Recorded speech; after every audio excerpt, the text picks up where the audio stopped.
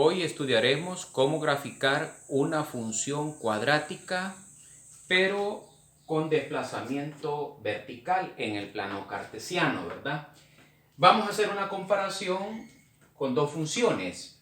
La primera función que tenemos aquí es una función f de x llamada una función ordinaria, una función canónica, que ya sabemos que el origen de esta función o el vértice de esta función inicia en 0,0.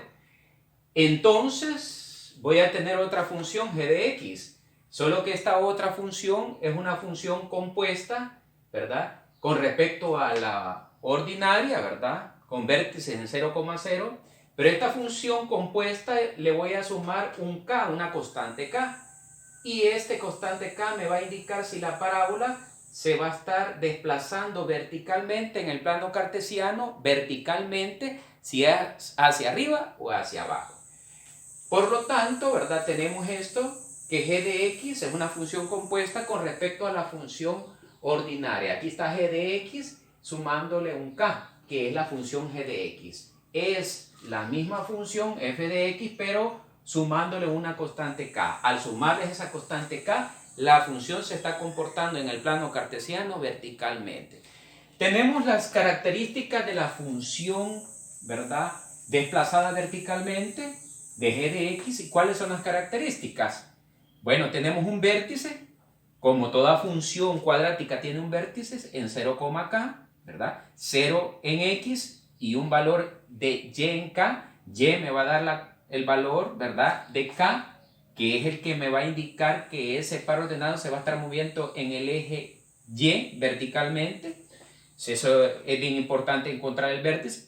Tenemos un dominio de la función. Ese dominio de la función siempre son el conjunto de los números reales. Las funciones cuadráticas siempre, la mayoría, va a estar trabajando con todos los x y no la va a restringir. Siempre por características son el conjunto de los números reales. Tenemos en intervalo, que lo puedo representar desde menos infinito a más infinito, el conjunto de los números reales. Y el rango sí me lo restringe. ¿Quién es el rango? Los valores de y verticalmente. Como la función se está desplazando verticalmente en y, voy a tener un rango específico. ¿Cuál es el rango específico? Si me dice que si a es mayor que 0, ¿quién es a? A es la constante que acompaña a la variable de estudio, a la variable x al cuadrado. Si este a es positivo, es un valor real, es un número positivo, va a estar que el rango va a ser desde el k hasta más infinito. Pero si este a es menor que 0, es un valor negativo, va a estar el rango desde menos infinito hasta el valor de k, que me indica aquí. Si en el caso es positivo, el k aquí es positivo, en los dos va. Si el k es negativo, también el k va a ser negativo, va a ser el valor, ¿va?, la constante k. Pues vamos a explicar por medio de un ejemplo cómo se grafica en el mismo plano cartesiano estas dos funciones. La de f de x, que es la función ordinaria o la función canónica, que inician en el origen, en el vértice, ¿verdad? Y la función compuesta de g de x, que va a tener un vértice, pero con un desplazamiento en k. Ya sabemos que esta g de x es una función compuesta. Aquí la habíamos, ¿verdad?, expresado de esta manera. Es la misma f de x, pero lo vamos a hacer la comparación, las dos funciones, porque la original se va a desplazar 4 unidades hacia arriba. Primero encontremos las características de cada función, que es lo que tenemos aquí. ¿Cuáles son las características? Iniciemos primero con el vértice. Es el vértice de la función ordinaria. ¿Cuál es el vértice? El vértice de esta función ordinaria va a ser en 0,0. Siempre estas funciones comienzan en 0,0. ¿Cuál es el dominio? El dominio de esta función, ¿verdad? El dominio de esta función siempre son el conjunto de los números reales. Miren, el conjunto de los números reales, desde menos infinito hasta más infinito, que me indica que es el dominio de esta función. Ahora, evaluemos g de x. Encontremos tanto vértices y dominio de g de x para ir a la par comparándolo. Primero, el vértice g de x. ¿Cuál es el vértice de g de x? Este vértice de g de x que tenemos aquí, ya sabemos que es en 0,k.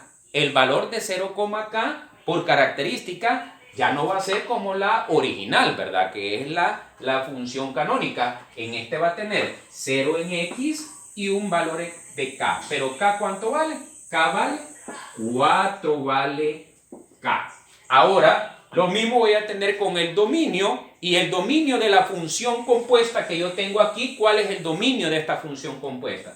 Bueno, el dominio de esta función compuesta siempre va a ser como por característica, va a ser desde menos infinito, coma, hasta más infinito. Para ir a la par, ¿verdad? Comparando dominio y rango con respecto al vértice también. Ahora, ¿cuál es el rango de la función? Veamos, encontremos el rango de esta función. El rango de la función, si ustedes observan, es un valor negativo. Y si es un valor negativo, la constante a va a ser menor que 0, va a ir desde menos infinito hasta k. Pero en este caso, la ordinaria no tiene un valor de k. ¿Quién va a ser ese valor de k? Es 0. Si no existe, vale 0.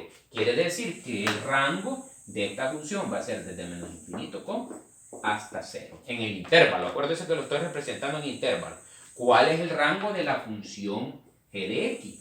El rango compuesta, que es la función compuesta. Ahora sí, como yo tengo las características de la g de x, me dice que es desde menos infinito hasta k, porque es un valor negativo, ¿verdad? El valor de k. Y dice menores que 0. Quiere decir que va a ser desde menos infinito, hasta 4. Y ese es el rango de la función que yo tengo compuesta desde ese valor. Ahora que ya tengo las características de la función, tanto la función ordinaria como la función, ¿verdad?, compuesta g de x, ¿cómo lo voy a graficar en el mismo plano cartesiano? Las voy a graficar a la misma vez para hacer la comparación entre ellas. ¿Cómo hago esa comparación? Voy a graficar en el mismo eje coordenadas las dos funciones. Veamos cómo lo hacemos. Observemos. Voy a borrar aquí las características. Y ahora graficamos en los mismos ejes coordenadas. Veamos, dibujemos el eje X que tenemos aquí. Tenemos un eje X y tenemos un eje Y. El eje Y, que es lo que se va a mover la función verticalmente en el plano cartesiano. Quiere decir que tengo un eje X, ¿verdad? Y tengo un eje Y. Y ahora vamos a observar que bien elemental cómo lo voy a graficar. ¿Sí?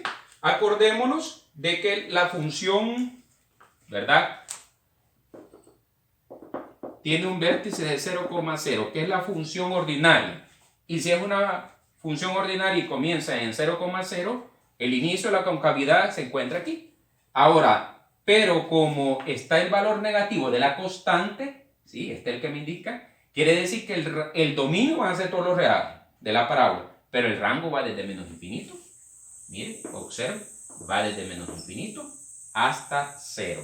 Quiere decir que la parábola se está abriendo hacia abajo. Miren, hacia abajo se está abriendo. Este sería mi función f de x es igual a menos x al cuadrado. Ahora, ¿cuál es la función g de x? Pues ya estoy haciendo la comparación con la función modelo, con la función desplazada. Es esta misma función, con la función g de x, solo que se va a desplazar 4 unidades hacia arriba. Quiere decir que me va a quedar. Grafiquemos el vértice. 1, 2, 3 y 4. Miren, aquí está el vértice de esa función. ¿Sí? Aquí tengo el vértice de la nueva función, ¿verdad? Que sería 0,4, sería el nuevo vértice. Y la misma función yo la estoy desplazando hacia arriba 4 unidades. Miren, pero siempre hacia abajo, ¿verdad? Porque el rango desde menos infinito hasta 4. Quiere decir que es esta función con estas características, y ahora tengo g de x que es igual a menos x al cuadrado más 4, ¿verdad? Esa es la función de traer la misma función, solo que desplazada 4 unidades hacia arriba.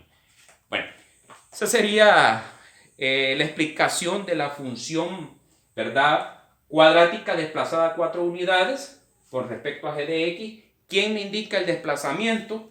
de esa función me lo está indicando la constante K. Eso me indica el desplazamiento. Y hice la comparación, ¿verdad?, de estas dos funciones para que vean su respectivo movimiento en el plano cartesiano. Y sus características, que encontramos vértices en las dos, dominio y rango. El dominio, siempre las funciones cuadráticas son todos los reales. El rango hay que tener cuidado. Por características tenemos que identificar, ¿verdad?, por un intervalo de clase, que el valor de K me indica hasta dónde va a llegar la gráfica, los valores que va a poder sustituir o va a poder, en este caso, trabajar o operar matemáticamente, ¿verdad? Hemos concluido hasta aquí este ejemplo. Vamos a seguir explicando más adelante otros ejemplos, ¿verdad? Saludes a todos.